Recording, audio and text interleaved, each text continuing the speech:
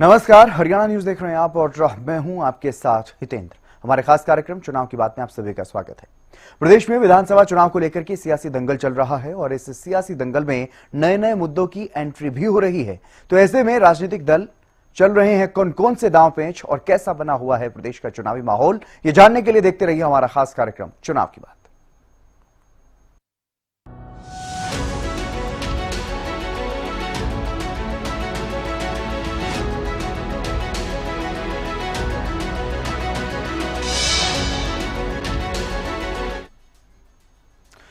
चुनाव की बात करते हैं सीएम नायब सैनी और नेता प्रतिपक्ष भूपेंद्र हुड्डा के बीच चल रहे वार पलटवार की। पिछले कुछ दिनों से हरियाणा मांगे हिसाब के तहत जहां पूर्व सीएम हुड्डा सरकार से जवाब मांग रहे हैं, तो वहीं सीएम ने पलटवार में हुड्डा पर ही सवाल दाग दिए। और अब सरकार ने जब नॉन स्टॉप हरियाणा स्लोगन के साथ अपनी सरकार की उपलब्धियां गिनवाना शुरू किया, तो पूर्व सीएम हुड्डा ने इस पर पलटवार करते हुए फुल स्टॉप हरियाणा बता दिया और निशाना साधा। अब इस पर भी वार पलटवार शुरू हो गया है। एक रिपोर्ट आप देखिए।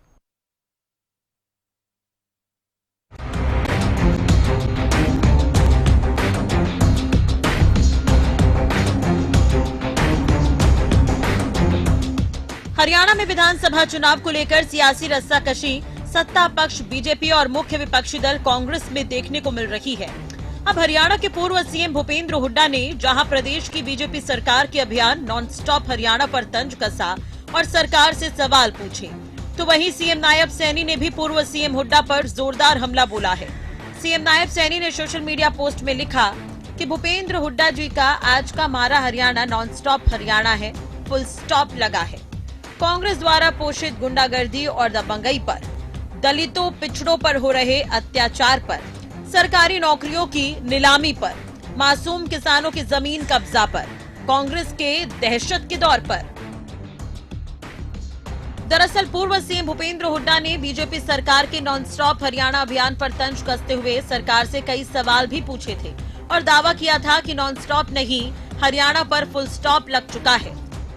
हरियाणा में सारा मैंने बताया ना, हरियाणा जो मारा हरियाणा नॉन स्टॉप हरियाणा का जो नारा दे रहे हैं, असली ये मारा हरियाणा फुल स्टॉप हरियाणा है।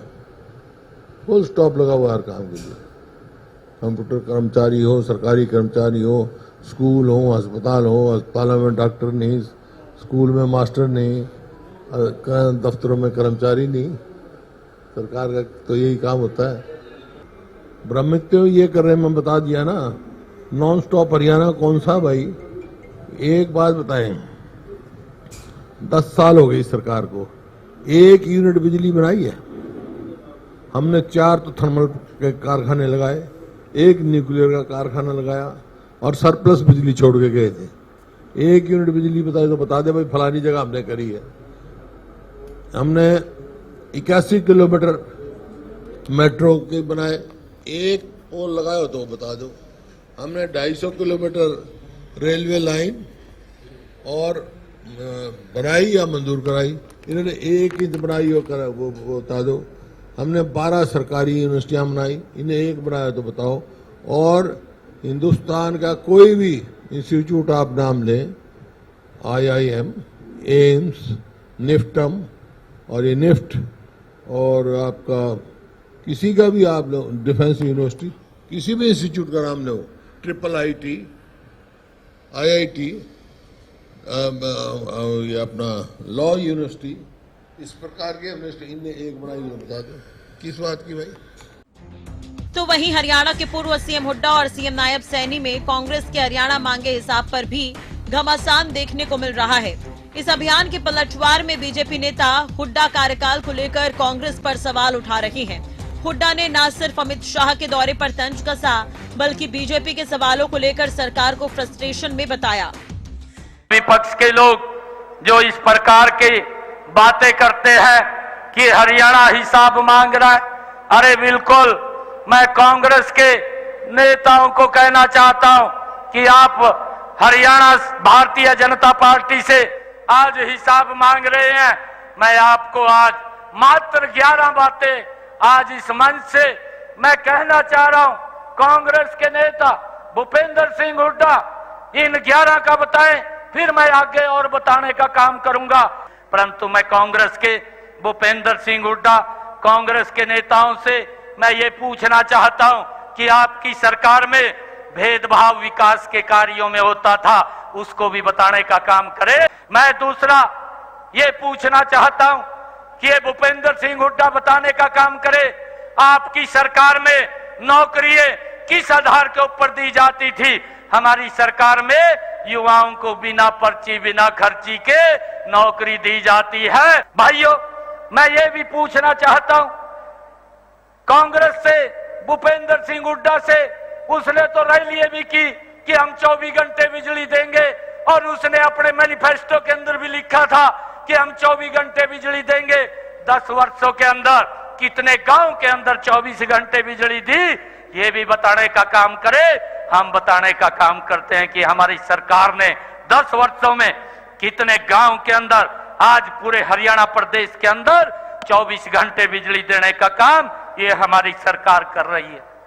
भाइयों, मैं ये भी पूछना चाहता हूं भूपेंद्र सिंह हुड्डा से, आप 10 वर्ष तक मुख्यमंत्री रहे, मेरे हरियाणा प्रदेश की माताएं बहनें 1-1 किलोमीटर से सर के ऊपर मटका रख करके पानी का पीने का लेकर के आती थी, परंतु आपने क्या काम किया है वो भी बताने का काम करे।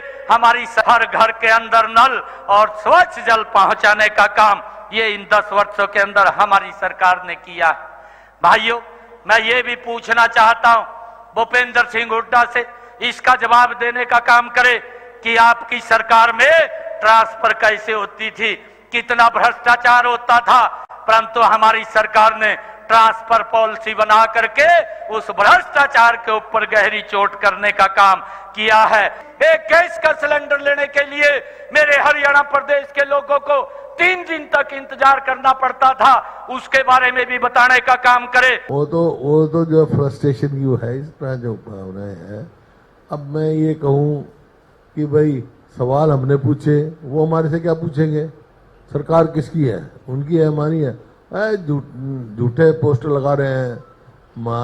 हमारा हरियाणा नॉन स्टॉप हरियाणा है, असलियत क्या ये? हमारा Haryana full stop Haryana, full stop लग गया।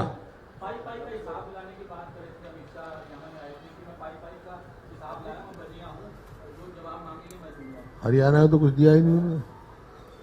उनको जहां मुख्यमंत्री जी साहब मांग रहे थे, अमित शाह जी आए थे, वो कहाँ खड़े होके मांग रहे थे? पाली गांव में। सेंट्रल यूनिवर्सिटी जहां खड़े थे, वो किसने बनाई यूनिवर्सिटी? यही बता देते भाई।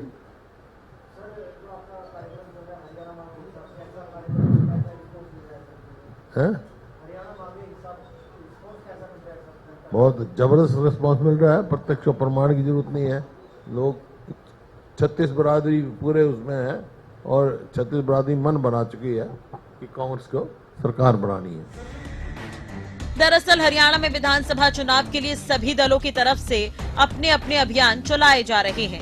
इसी बीच हरियाणा कांग्रेस ने जहां अपना एक अभियान हरियाणा मांगे हिसाब चलाया, तो वहीं बीजेपी सरकार नॉन स्टॉप हरियाणा स्लोगन के साथ अपनी उपलब्धियां बता रही है।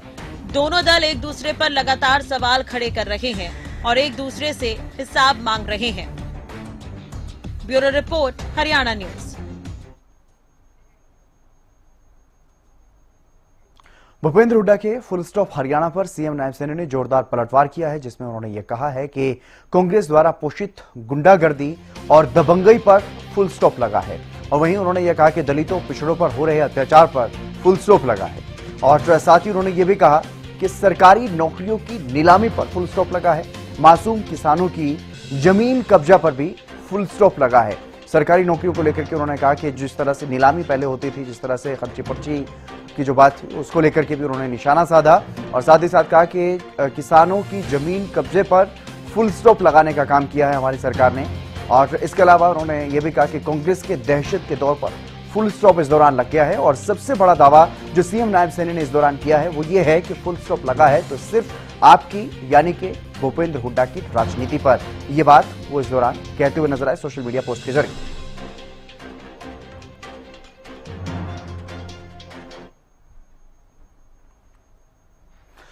और अब आपको बताते हैं पूर्व सीएम भूपेंद्र हुड्डा के उन सवालों के बारे में जो हुड्डा ने हरियाणा की बीजेपी सरकार से पूछे हैं, जिसमें उन्होंने सरकार पर न सिर्फ तंज कसा बल्कि सरकार से जवाब भी मांगा है। सवाल नंबर 1, अमित शाह महेंद्रगढ़ के पाली में जिस यूनिवर्सिटी से खड़े होकर के कांग्रेस से सवाल पूछ रहे थे, बीजेपी बताए कि वो यूनिवर्सिटी किसने बनवाई।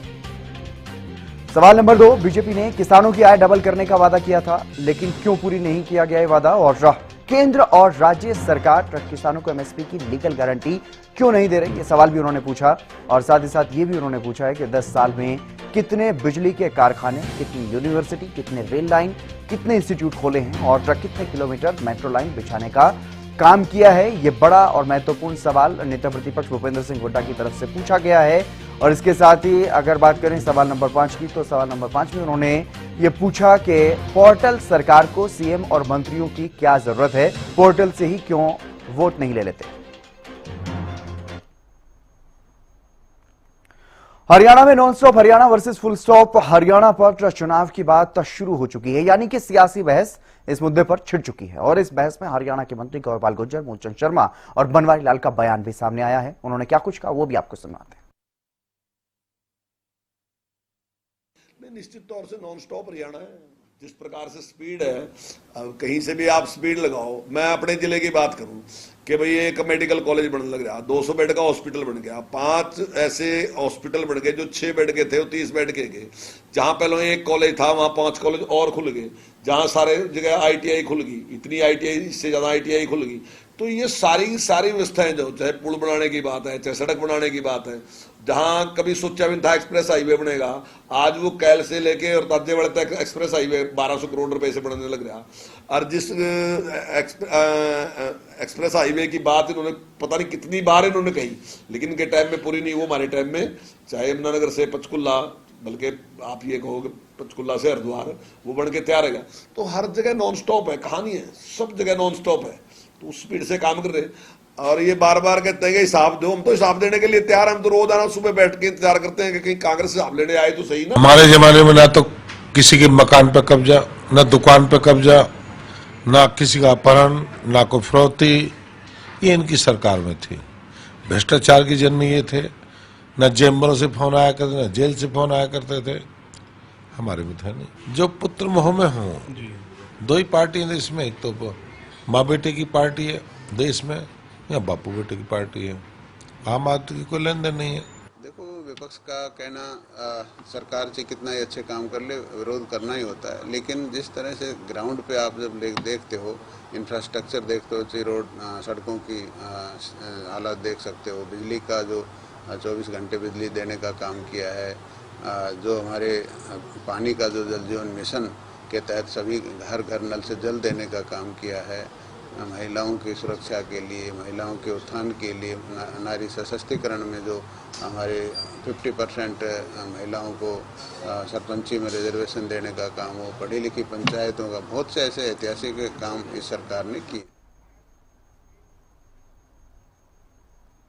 और चुनाव की बात में बात करते हैं सत्ता पक्ष बीजेपी के चुनावी कार्यक्रमों की। विधानसभा चुनाव को लेकर के हरियाणा बीजेपी पूरी तरह से एक्टिव मोड में नजर आ रही है। सीएम नायब सैनी और प्रदेश अध्यक्ष मोहनलाल बड़ौली के प्रवास कार्यक्रम तय कर लिए गए हैं। 28 जुलाई से हरियाणा बीजेपी के अध्यक्ष मोहनलाल बड़ौली प्रवास कार्यक्रम करेंगे, अलग अलग जिलों में जाएंगे, सभी जिलों में प्रवास कार्यक्रम करेंगे मोहनलाल बड़ौली। और इसी तरह से 2 अगस्त से मुख्यमंत्री नायब सिंह सैनी के भी प्रवास कार्यक्रम रहने वाले हैं। वो भी सभी विधानसभा हलकों में जाकर के और जिला स्तर पर जाकर के जिला प्रवास कार्यक्रम करते हुए नजर आएंगे। तो ये दोनों बड़े नेता प्रदेश बीजेपी के इसी तरह से प्रवास कार्यक्रम करते हुए नजर आएंगे और चुनाव प्रचार करते हुए और चुनाव के लिए लोगों के बीच में अपनी पकड़ को मजबूत करते हुए नजर आएंगे।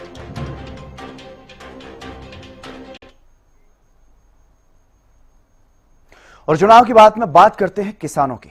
किसान देश का हो या हरियाणा का, किसान तो किसान है और किसानों के मुद्दे पर सियासत यह हरियाणा की सियासत का सबसे पुराना हथियार है। और क्योंकि देश के हर राज्य में किसान सबसे बड़ा वर्ग है, तो ऐसे में चाहे सत्ता पक्ष हो या विपक्ष, किसानों को साधने का प्रयास सभी दलों की तरफ से किया जाता रहा है।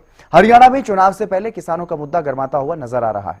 दरअसल राहुल गांधी ने एमएसपी कानून की मांग कर रहे आंदोलनकारी किसानों से मुलाकात की है और इस मुलाकात के दौरान हरियाणा कांग्रेस के सांसद दीपेंद्र हुड्डा और जेपी भी मौजूद रहे और किसानों ने इस दौरान केंद्र सरकार के साथ साथ हरियाणा सरकार को भी लपेटे में लिया है। एक रिपोर्ट आप देखिए।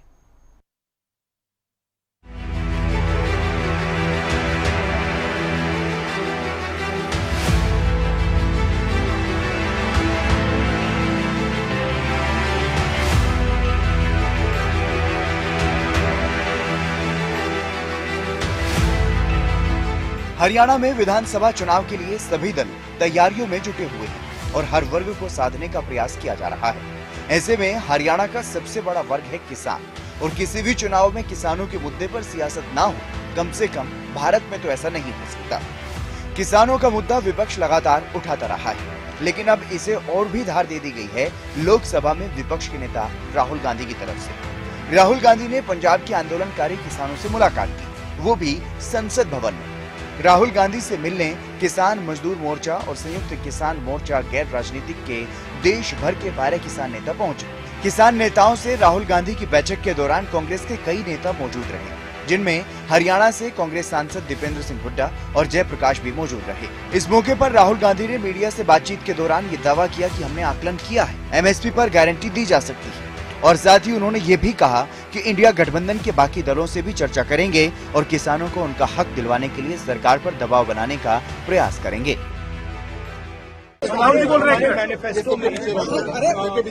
एमएसपी में लीगल गारंटी लिखा है, हमने पूरा उसका असेसमेंट किया है, वो किया जा सकता है। अभी मीटिंग की हमने, मीटिंग में हमने ये डिसाइड किया कि जो इंडिया गठबंधन के बाकी लीडर्स हैं उनसे हम ये डिस्कशन करेंगे और फिर सरकार पर दबाव डालने की कोशिश करेंगे कि legal guarantee, MSP legal guarantee Hindustan के किसानों को मिले। वो चर्चा चल रही है, वो उसके बारे में हम इंटरव्यू डिस्कस करके वो करेंगे। राहुल गांधी से मुलाकात के बाद किसान नेता शिवराज सिंह पंढेर ने कहा कि राहुल गांधी ने हमारी बात सुनी, किसानों के हक में देश की संसद में आवाज उठाकर किसानों की मांगों को पूरा कराने की कोशिश करेंगे। गांधी जी से मिलने आए थे तो उन्होंने पूरी तरह हमारी बात सुनी है। जो एमएसपी लीगल गारंटी कानून जो हम बनाना चाहते हैं उसके ऊपर लंबी चर्चा हुई है।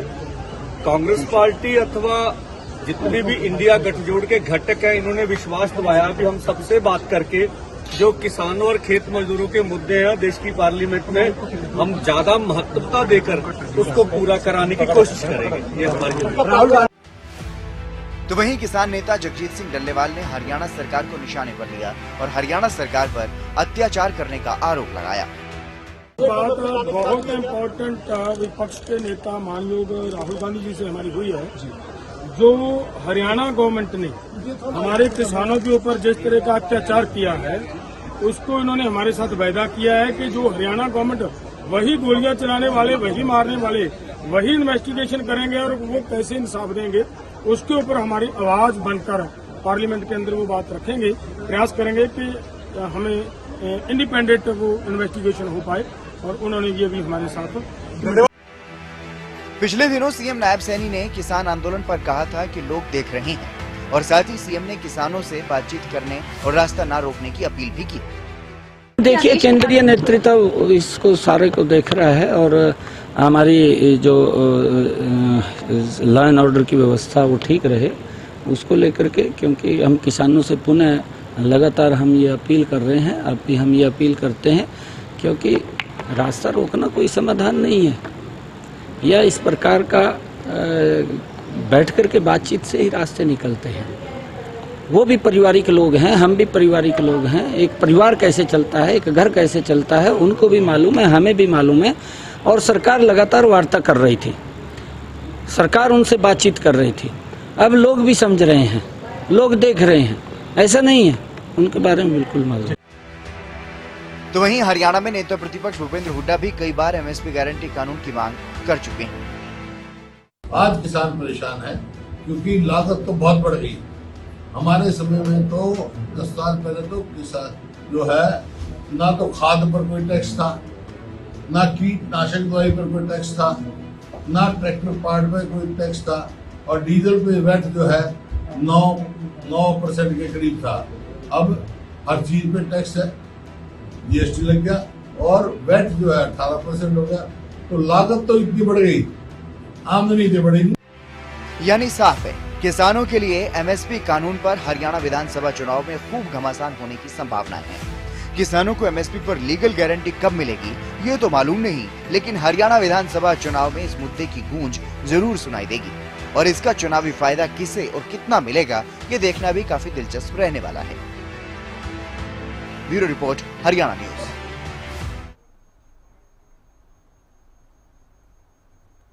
और चुनाव की बात करते हैं देश के बजट पर हो रहे सियासी घमासान की। दरअसल हरियाणा में विधानसभा चुनाव नजदीक है और ऐसे में उम्मीद थी कि हरियाणा के लिए कुछ विशेष ऐलान किया जाएगा, लेकिन ऐसा नहीं हुआ और अब इस पर बयानबाजी तेज हो चुकी है।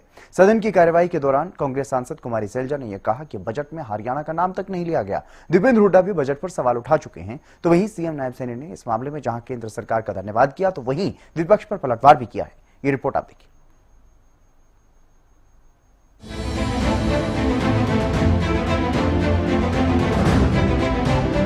वित्त मंत्री निर्मला सीतारमण ने देश का 7वां बजट पेश किया।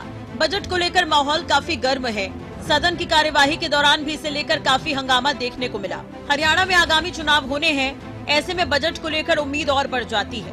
चुनावी राज्य हरियाणा को लेकर काफी उम्मीदें थी। बजट को लेकर विपक्ष ने सदन में कड़ी प्रतिक्रिया दी है। कुमारी सैलजा ने इस पर कहा कि बजट में हरियाणा का नाम तक नहीं है, राज्य की अनदेखी हुई है, केवल 2 राज्यों पर मेहरबानी हुई है। सर, आपने स्पेशल कंपोनेंट प्लान खत्म कर दी, सब प्लान बंद कर दिया और सारे फंड्स डाइवर्ट किए जाते हैं। अब एक आध दिन पहले हिंदुस्तान टाइम्स में रिपोर्ट थी, मध्य प्रदेश में फंड्स डाइवर्ट कर दिए। किस चीज के लिए? गौशालाओं के लिए। गौशाला और SC/ST का उससे क्या लेना देना, लेकिन SC/ST के फंड्स आप गौशालाओं में दे रहे हो, तो ये कहां से ये डाइवर्जन हो रहा है? सरेआम डाइवर्जन हो रहा है। क्यों डाका डाल रहे हैं गरीबों के बजट पर, SC/ST के बजट पर? सर, जहां तक कि हेल्थ की बात है, हेल्थ का एक्सपेंडिचर भी गिरता चला जा रहा है और पिछले समय में 2% के करीब आपने 2 साल बजट एस्टिमेट्स में और एक्सपेंडिचर में फर्क आ गया है सर, तो आगे वो गिरता ही चला जाएगा। और सर, आपकी कमिटमेंट हेल्थ सेक्टर में कोविड में देखा, लेकिन उसके बाद भूल गए। मैं एक और, आप सर बुरा नहीं मानना, अपना राज्य होता है, थोड़ा सा मेरे को बोलने दीजिए। सर, हरियाणा में माननीय प्रधानमंत्री जी ने फाउंडेशन स्टोन रखा था आयुष यूनिवर्सिटी का, क्या हुआ उसका? आज तक एक पत्थर नहीं लगा है कुरुक्षेत्र में, एक पत्थर। माननीय वित्त मंत्री जी पता करें। और सर, सिरसा में मेडिकल कॉलेज का नींव पत्थर माननीय प्रेसिडेंट साहब ने, राष्ट्रपति महोदया ने रखा, वहां भी टेंडर तक नहीं हुआ है, तो कैसे होगा? ये हेल्थ के प्रति है। आप विपक्ष का कहना है बजट में हरियाणा को कुछ नहीं मिला, लेकिन इस पर नायब सैनी ने विपक्ष को जवाब दिया है। सीएम ने कहा कि ये बजट विकसित राष्ट्र बनाने की दिशा में अहम है। हरियाणा के लिहाज से ये बजट फायदेमंद है हरियाणा के लिए, क्योंकि जो केंद्रीय बजट कल आदरणीय नरेंद्र मोदी जी के नेतृत्व में हमारी वित्त मंत्री निर्मला सीतारमण जी ने पेश किया है, वो बजट गरीब को मजबूत करने वाला है, किसान को सशक्त करने वाला है और युवाओं को वो रोजगार देने वाला है और हमारे जो देश के लोगों को, देश को विकास की गति को आगे बढ़ाने वाला ये बजट है। और इस बजट से जो अमृतकाल आदरणीय प्रधानमंत्री जी का एक सोच है, विजन है कि 2047 तक ये विकसित राष्ट्र बनेगा और उसको लेकर के इस बजट से देश विकास की और ऊंचाइयों को छुएगा। कांग्रेस के सांसद दीपेंद्र हुड्डा ने कहा कि ये केंद्रीय बजट पूरी तरह से निराशाजनक है। सरकार केंद्रीय बजट में हरियाणा का नाम लेना भूल गई। 2 महीने बाद विधानसभा चुनाव में हरियाणा की जनता बीजेपी को वोट देना भूल जाएंगी। वहीं दूसरी तरफ सदन के अलावा कुमारी सैलजा ने बजट पेश होने के बाद भी निराशा जताई थी। क्षेत्रीय संतुलन के नाम पर ये बजट एक मजाक है, क्योंकि सारा का सारा बजट और आवंटन 2 ही प्रदेशों पर केंद्रित किया गया, आंध्र प्रदेश और बिहार। हो सकता है अल्पमत की सरकार है, इनकी जो है कोalition की मजबूरियां रही हूँ, लेकिन बाकी देश के लिए बाकी प्रदेशों को भी कुछ बीच में कम से कम नाम आया। हरियाणा का तो इस बजट में नाम लेना भी भूल गई सरकार। बस इनको कहना चाहते हैं हम, आप हरियाणा का नाम लेना भी भूल गए इस केंद्रीय बजट में। 2 महीने के बाद हरियाणा के लोग भाजपा को वोट देना भूल जाएंगे। लेकिन उसमें कुछ दे ही नहीं पाए हैं और ना पिछला ब्यौरा दे पाए हैं कि तब से अब तक क्या किया। 10 साल से अब तक क्या अचीवमेंट है, क्या इन्होंने नींव रखी जिसके ऊपर आज इमारत ये खड़ी कर सकते हैं? है ही नहीं, नींव ही हिल चुकी है इनकी।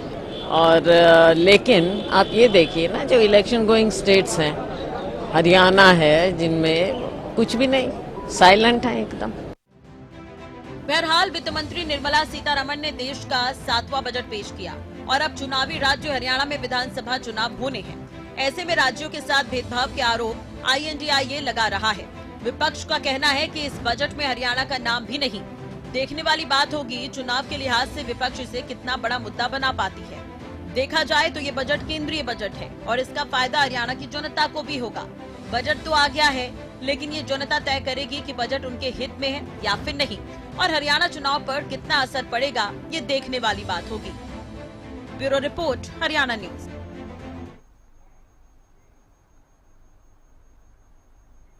एक तरफ जहां हरियाणा का विपक्ष भी ये कह रहा है कि बजट में हरियाणा का नाम लेना भी सरकार भूल गई, तो वहीं इस मामले में अब केंद्रीय रेल मंत्री अश्विनी वैष्णव ने बड़ा दावा किया। उन्होंने बताया कि साल 2024-25 के इस बजट में हरियाणा को रेल इंफ्रास्ट्रक्चर के विकास के लिए 3,383 करोड़ रुपए आवंटित किए गए हैं। रिकॉर्ड एलोकेशन हुआ है 3,383 करोड़ का, 3,383 यानी 3,383 करोड़, 11 टाइम्स ज्यादा, 11 गुने ज्यादा एलोकेशन मोदी जी ने 2024-25 के इस बजट में हरियाणा के लिए दिया है। हरियाणा में काम भी बहुत अच्छा तेजी से चल रहा है। 100% इलेक्ट्रिफिकेशन कंप्लीट हो चुका है। 100% रेलवे इलेक्ट्रीफाई हरियाणा में हो चुका है।